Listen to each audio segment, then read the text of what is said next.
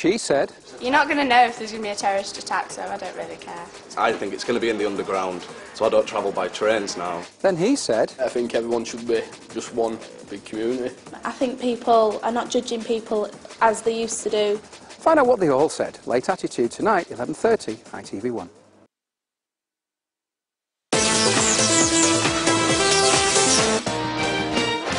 Bradford Boyle continues tomorrow night at 11:30, but now on ITV1, a chance for you to have your say on Late Attitude.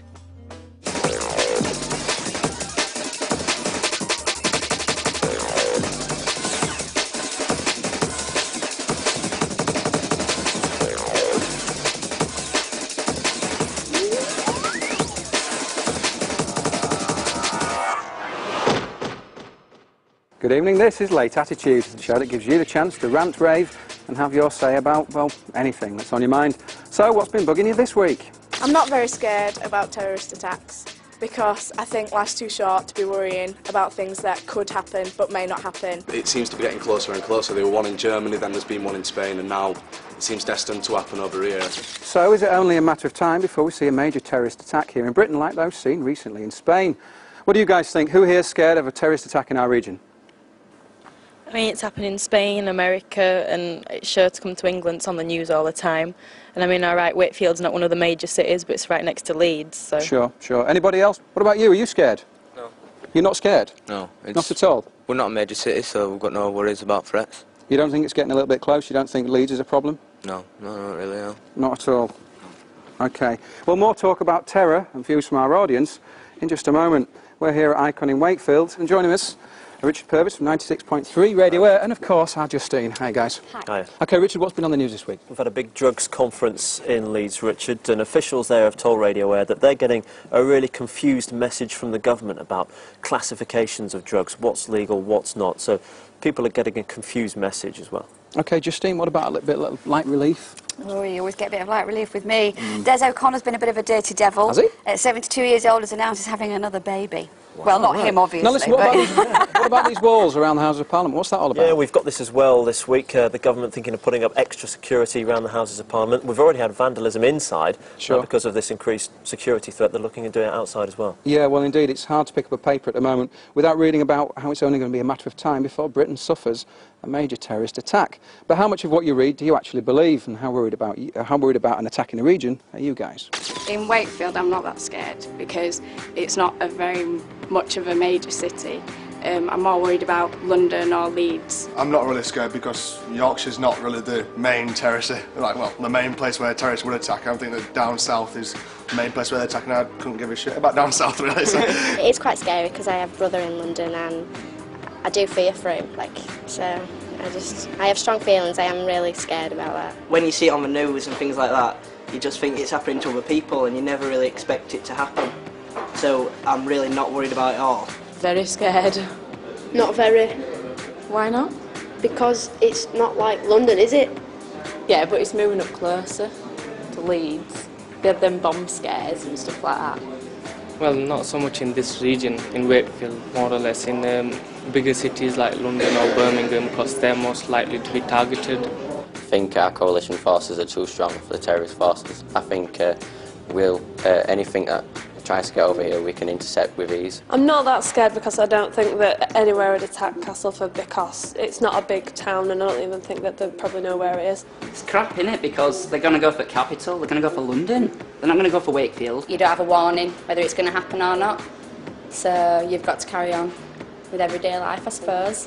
They look to London or maybe even Leeds or Manchester, so it might come progressively to Wakefield, but I can't see it happening in the near future.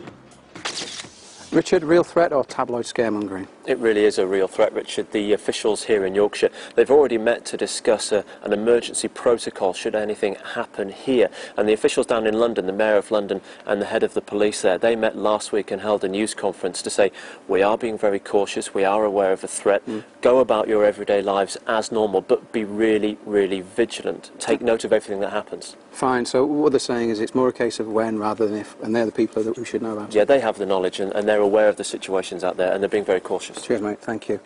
Nathan, don't these recent terrorist attacks strengthen the government's case for a war against terror? Of course it does, Richard. We must bear in mind we cannot we negotiate with terrorists. These people do not understand negotiations. They understand one thing, and that's force, which is why my party that I work for, the Conservative Party, are backing the war on terror. Okay, so the Conservative Party, you're telling me, do they think it's a case of get our retaliation in first? Of course, yes, we do. We believe that these people do not understand negotiations. Doesn't that make the Conservative Party a party that backs terrorism, then, perversely?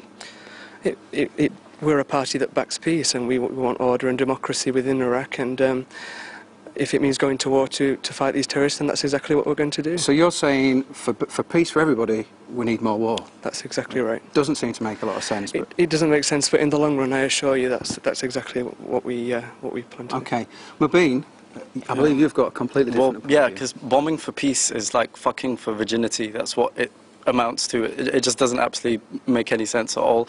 I think it's really funny that you say that there's people, we can't negotiate with terrorists as if they're a certain kind of person. It's important to remember that in the Iraq war, between 10 and 15,000 people lost their lives. Civilians these are, they're not terrorists. And these people, they're real, you know, they've got parents. Okay, you think there's a hidden agenda, don't you? Of course there's a hidden agenda. It's a racist war, it's an imperialist war. It's about invading other countries, and it's about oil, and it's about power. And the point you're making is we need to step back from the conflict and talk a lot more. Yeah, we need to meet on a higher level. Has anybody got any questions for Mobeen or Nathan? Right, okay. Mark. Mobeen, if you're against war, then what do you suggest we do? We sit here and get bombed? No, most definitely not. I think we need to look at the root causes. And you've got a situation right now in Israel where there's millions of people living under an apartheid system, and daily that affects their lives.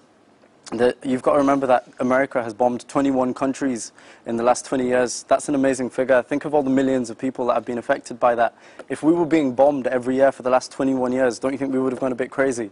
And that's exactly what's happened. So we need to address the root causes of terrorism, and that, I believe, is injustice.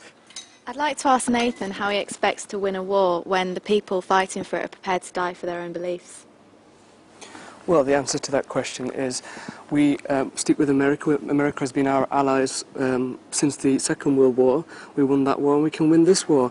We must remember, we're missing the point here, and that is we've removed one of the most evil leaders since Hitler, Saddam Hussein, and it's thanks to this war. If we hadn't had this war, he'd still be in power killing innocent people. But it's also important to remember how Saddam Hussein got into power. He was in power because he was installed by the CIA and the US administration at the time, and he oppressed the people with the backing of the US. So you can't tell me, well, we've amazingly removed him. But does that give him the right to kill Does it and give torture? the US the right to go into other people's countries and install dictators, like they've done in Iraq and in Iran and now in Afghanistan as well? I don't think it does. I still think we're missing the point. Saddam Hussein was torturing and killing innocent people every day. The most amazing thing about Thanks this to this is war, people we've like actually yourself stopped. think that you're either with us or against us, and that's exactly what Osama bin Laden says, and it's exactly what George Bush says, and the two men are so similar. It's amazing.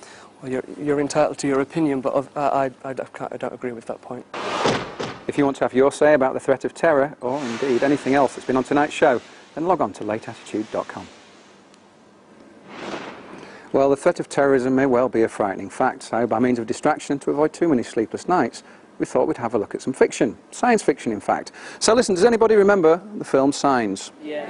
Okay, so you're going to remember that Wakefield got a big mention as one of the places where those crop circle things appeared just before the aliens came?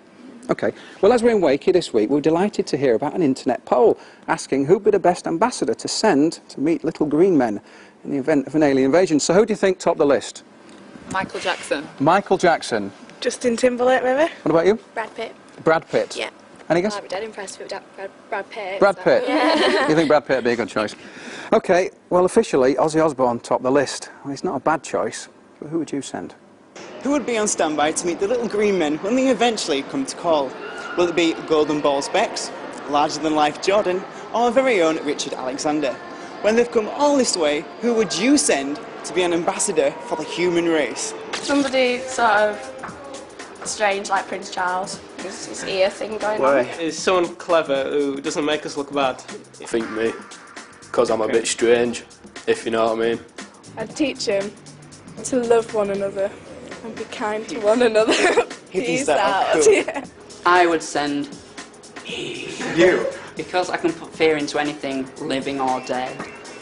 Whoa. I'd send George W. Bush in the hope that they'd take him away. I'd send Mike Tyson to sort him out. Just some randomer we find in the street, just like a regular from the world. I'd send myself, because I mean, like, I'd be famous then, wouldn't I? Michael Jackson to confuse him. Well, I'd send Will Smith because he's been in both Men in Blacks, hasn't he? Probably my mum. Mum? Yeah, Why? it's a bit scary. Justin Timberlake, because he'd just be loving it. I have this theory, because we're running out of energy and all this kind of stuff over there. You go up to their planet, you take some nice disease with you that we're immune to, wipe out their entire race and you got a free planet.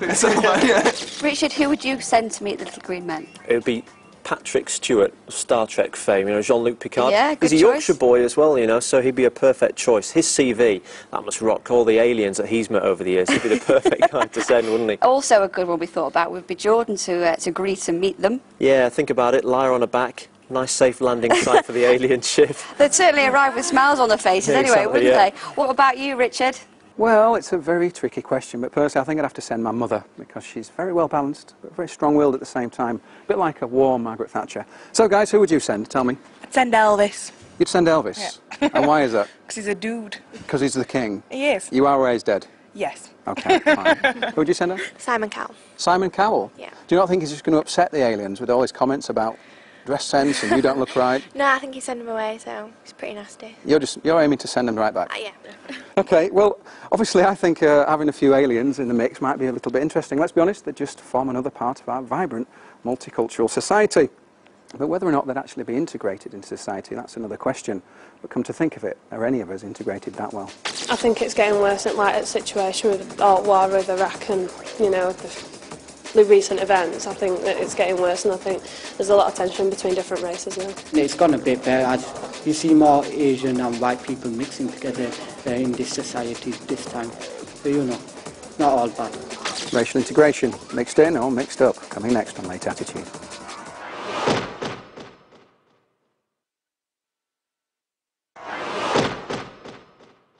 Welcome back to Late Attitude here at Icon in Wakefield. Now remember, this show's here to give you lot a chance to get something off your chest. So if there's something you want to share with us, even if it's just something so trivial as, well, I need a new hairstyle, then log on to the Late Attitude website and be brutally honest. Go on, I dare you.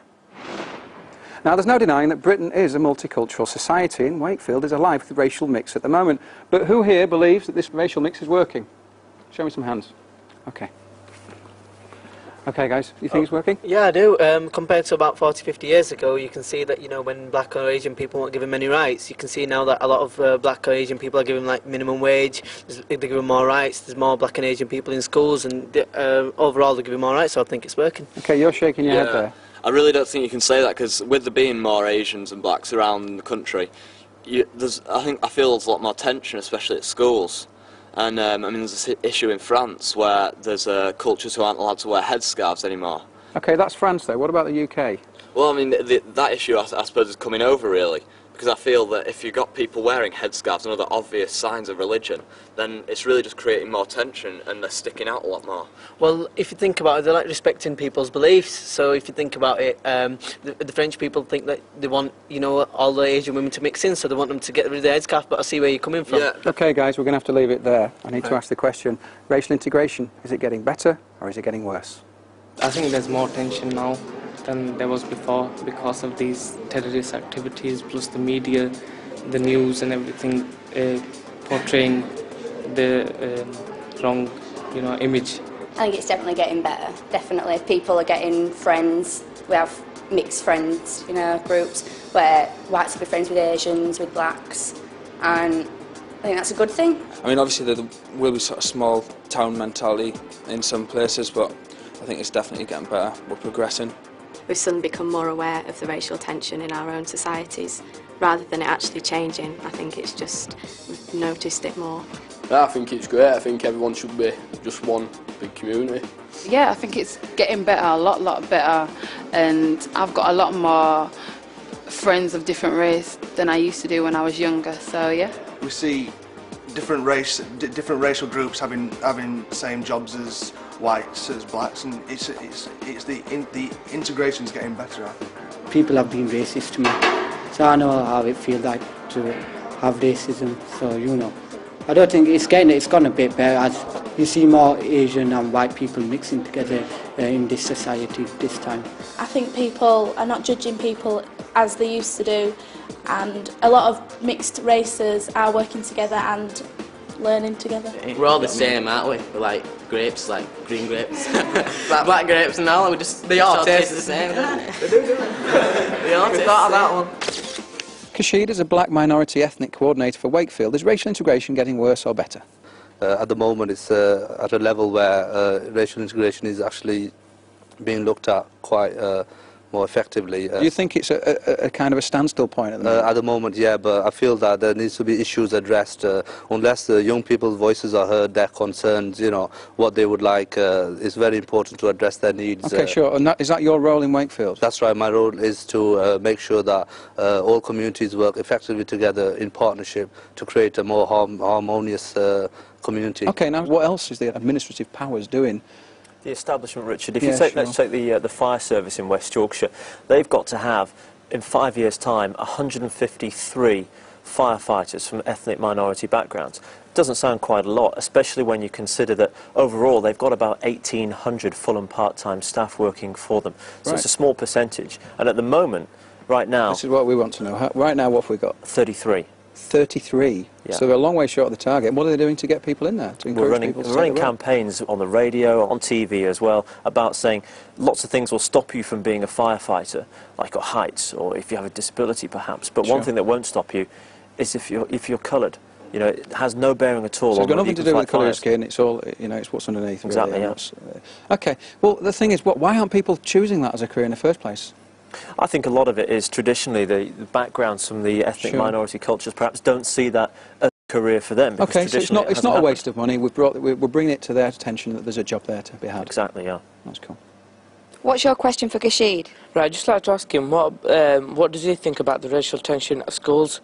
Like there was a fight at a school near here between Asians and whites, and there were a lot of police and police officers, and I just want to think, what does he think about it? Is it getting better or...? I feel that I think that because of lack of knowledge within the schools about respecting each other's cultures, I think that's causing a great concern. There needs to be more awareness within these issues. There's got to be more cultural awareness days held to make people realise that they need to respect each other's values and cultures. There's a guy behind me got a question for you, Kashid. What do you want to say, mate? Is it not as if you're segregating people by saying that so many different types have to fit into these jobs? Isn't it as if you're separating them and saying that they are different when it should be about your qualifications for the job? Not really, because I feel that there's a underrepresentation of BME people in jobs and training as well, and I feel that they should be given equal opportunities. Let me just clarify, underrepresentation, what does that mean? Does that mean that when offering the jobs, or the people are not going for the jobs? I just feel that they are discriminated in that sense. When you mean discriminated, do you feel that when they go for a job that they're not getting a fair crack of the whip, or is the fact that they're not approaching the job, they're not realising, like Richard said earlier, that it's not their job to go for? What's the problem here? I feel that, you know, the selection criteria, I think, needs to be looked at. Sometimes there are instances where the white are favoured more because the job is, you know, what it is. Well, this one could go on for hours and hours and hours, but let us know what you think at lateattitude.com. We're also going to be filming in Leeds next week, so if you want to be on the show, give us a shout. Well, on a lighter note, loads of emails from last week. Now, Daniel, who won't give his address, says the worst or best lie I've ever told is, no, I didn't sleep with your sister. And that was to his ex-girlfriend. Bobby from Wakefield says, I've got great memories of my early drinking sessions involving cheap bottles of cider in the park. Character builder, he said. I don't touch the stuff now. Then, Robbie. Yeah. Yes. Okay, Sam from Contract. I've always thought the best natural high would be streaking, but I've yet to try it. Maybe I could come on the show. Nick from Huddersfield, the pole dancing on last week's show gave me a great natural high. You're a lucky man, Richard. Indeed I am, but that's just from working with you. Oh, now, well. one thing that has become racially integrated is food, and in particular fast food. From ketchup on your chips to curry on your chips, right through to poppadoms and pizza. Right now, we've got the biggest range and choice of food we've ever had, and choosing a favourite is going to be impossible. One of the best things about living in our region is the huge variety of fast foods to tickle our taste buds. These days you can get pretty much anything you want, from a tantalising Thai to a good old-fashioned plate of chips. But with so much on offer, what exactly is our favourite fast food dish?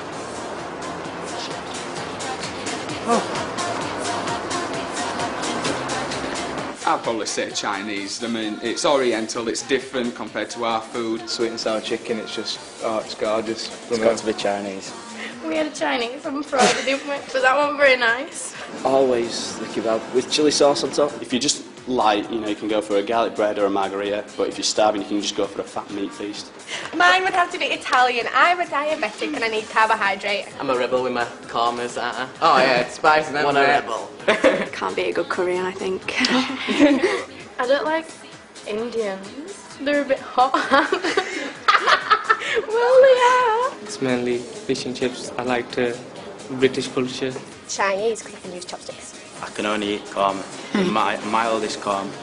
My favourite one would probably be KFC. KFC. Yeah, I like the gravy. Any dead animal with curry sauce on top. Fish and chip shops that deliver. I'm so lazy. Yeah, anyone that delivers. Anything that delivers. We've assembled a panel of experts with the job of deciding which of this fast food takeaway stuff is really the best. Okay, guys, now Justine, tell me what's on there. We've got sweet and sour chicken, we've got a foot-long veggie sandwich, we've got a pizza, fish and chips, chow mein, and a cheeseburger. Okay, guys, are you hungry? Yeah. Ready to tuck in? Okay, I want you to, come on, tuck in. We've got a job of finding which best. You've got 2 minutes to decide, haven't you? Okay, come on. Don't be shy now. Whilst they're making their minds up, let's talk to a Dean from Flavour, a restaurant and takeaway place in Wakefield. Now, you've brought a curry with a bit of a difference, haven't you? We have, yes, it's our chocolate curry. Chocolate curry? Chocolate curry, indeed. Which is the most popular curry dish, then? The most popular curry by far is the chicken tikka masala. Chicken tikka? That's right, yes. And which is this one? And second to that comes the chicken korma. Chicken korma. Which is again well, very I don't popular. actually like curries, but I can hear these stomachs rumbling behind me, so come on, your mouths are just like wet with it. Come on, let's try it. Which is this one? This is the chocolate one. Curry. Okay. There you go. Go for it. Go on, what do you think? Impressed? Looks great. Great, yeah? What do you think? Face is a bit squirmy, not yeah. You're with me on that one, aren't you? Yeah. God, you are a curry monster, aren't you? What do you think's the most popular dish of all then? The tikka? Bring it on. Bring it on. Go for it. Taste sensation. Loving it? I'll see why that's the most popular. And the last one, what's this one? This is the korma. This is a chicken korma, yeah. This is a korma. Go on, Curry King. Give it to us. Big piece of chicken there. Very, very nice. What about you? That's the nicest, yeah. That's definitely that is the most popular one as well. This is the last one. This is the korma. I always go for kormas, but that comes second best to the chocolate curry. Ah, right, okay. Obviously got some chocolate fans here then. Okay, guys, we've tasted all the food. You've come up with 3 places for me. Tell me who's in 3rd place. Pizza. Pizza's in 3rd place. 2nd place? It's got to be cheeseburger. Cheeseburger. It's got to be, but it's in 2nd place. 1st place, tell us the winner is... The chicken chow mein. Chicken chow mein. Do you all agree on that one, by the way? Yeah, Okay, tell me, what was the worst here? Fish and chips. It wasn't a sandwich? No. Serious? Well, in defence of fish and chips, I think it's been here a little while. I could take you to a good chippy. I could. Anyway, log on to lateattitude.com and tell us your favourite takeaway treat. And while we're there, tell us what you think we should be talking about on next week's show. Well, that's it for this week. Thanks to Richard from Radio and, of course, Justine and all our guests. We'll be back same time next week with some more Late Attitude. But now, I'm in for this curry. Come on, guys, tuck in.